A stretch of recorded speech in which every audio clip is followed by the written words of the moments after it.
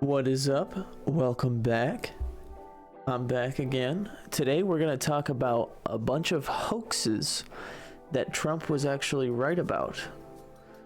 Hoaxes or just things that he said that he was slammed or crushed or whatever for, when in reality he was kind of right or entirely right. But if you haven't been here before, I just make videos where I talk about random stuff that I think is important to talk about. And I've also started using this new add-on that shows you the bias of stories and how they're reported. Are they right-leaning, left-leaning, center? Who's reporting on it? And it shows the bias of each news organization. So let's get right into this. If you like what I'm doing, leave a like, subscribe, hit the notification bell next to the subscribe button so that you can actually get notifications when I upload new videos. And comment. Tell me what you think about what I'm saying. If you think I'm an idiot, let me know. If you think I'm right, let me know. If you think it doesn't matter, I should talk about something else, let me know. You know, just let me know. Anyways, so the first thing we're going to talk about is hydroxychloroquine. Study: hydroxychloroquine increases the survival rate of severely ill coronavirus patients. So I think Ron Johnson just got banned on Facebook or something as well over the same misinformation over hydroxychloroquine, and so it continues. I mean, they know that they're wrong, and they still ban people for it. Like, I think it's something like 200%. A new study shows the controversial drug hydroxychloroquine, touted by former President Donald Trump, increased the survival rate of severely ill coronavirus patients. Okay, so that's strike one. I'm not going to go through every single one of these stories in detail. I'm just going to show you so that you can see only the right reported this. 87% of the news sources that reported this were on the right, and just Yahoo on the center left. Okay, pretty shows where the tribalism comes from. Okay, U.S. report found it plausible COVID-19 leaked from a Wuhan lab.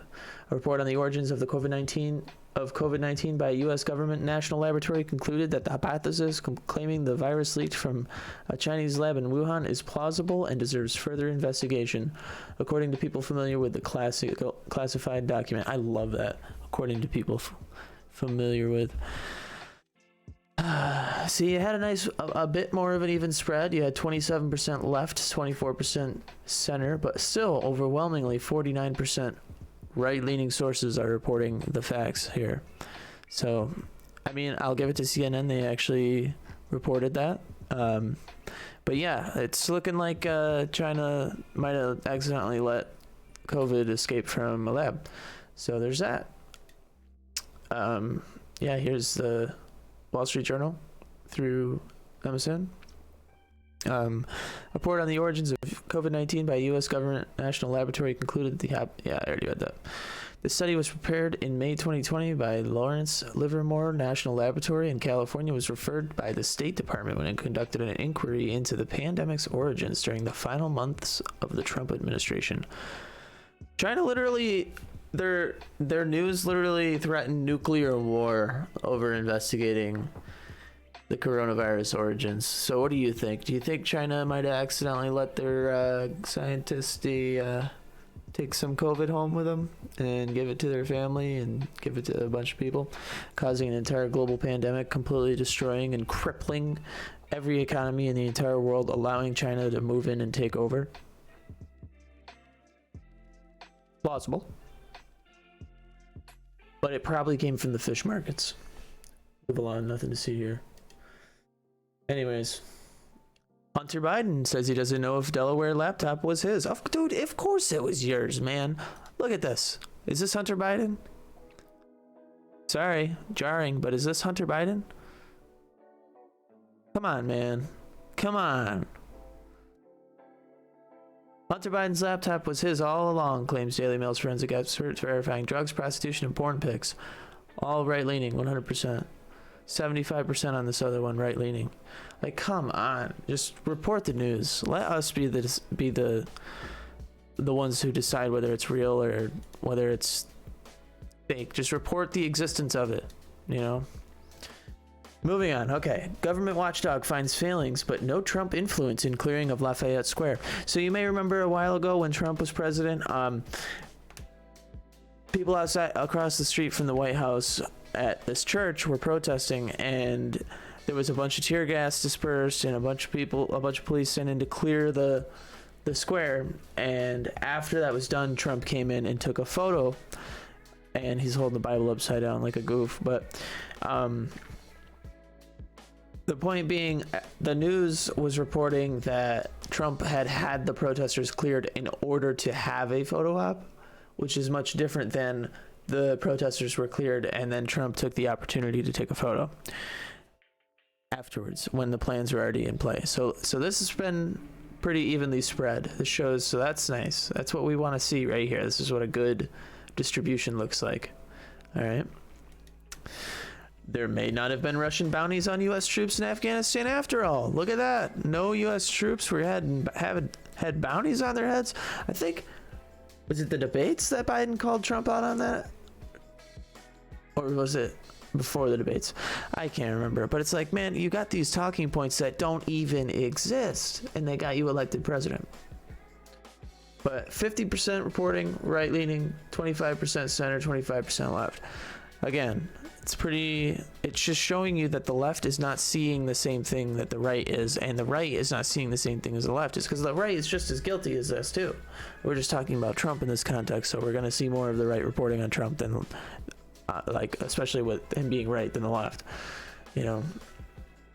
So this one, the next one, I had Ground News, didn't have it on there, so this is a fact check from May 15th, 2020. Oh, updated May 15th, yeah. Coronavirus vaccine could come this year, Trump says. Experts say he needs a miracle to be right. You remember this? This is the kind of, like, tribalism that Trump was dealing with the entire time he was president. Newsweek. This is on December 28th, 2020. So this is 7 months afterwards. Trump vowed 100 million COVID vaccine doses by the end of 2020. Only 2.1 have been administered. Quite the switch from, oh, it'll take a miracle to get one vaccine to, oh, we only got 2.1 million. It's so annoying. It's exhausting. But we got one more. Border crisis threatens Biden's political momentum. Certainly. Seems how it took him a while over two or 3 months to even call it a crisis, if you recall. They didn't even want to call it a crisis. They called it the border challenge for months. And then finally, when they had no other choice but to call it a crisis, they finally called it a crisis. But you'll see that this is more reported on the left than the right, because it actually matters to the left, because the left are in power. So if Biden screws up their political momentum, it matters for their whole party, not just, you know, Biden, or, you know, giving the right something to get the left with, you know. But yeah, let me know what you think. Post in the comments. Do you think there's more that Trump could be right at? You know, maybe in a bunch of contested states for a certain audit that's going on. I don't know. But yeah, if you want more of this, let me know.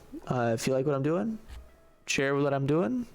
Comment down below, like, hit that notification bell, subscribe, do all the things, click all the buttons. Alrighty. I appreciate it taking the time to listen to me whine and talk about politics and news and the hypocrisy that's going on and the topsy-turvy flip-flops that are constantly being thrown at us. But yeah, tune in next time and see you later.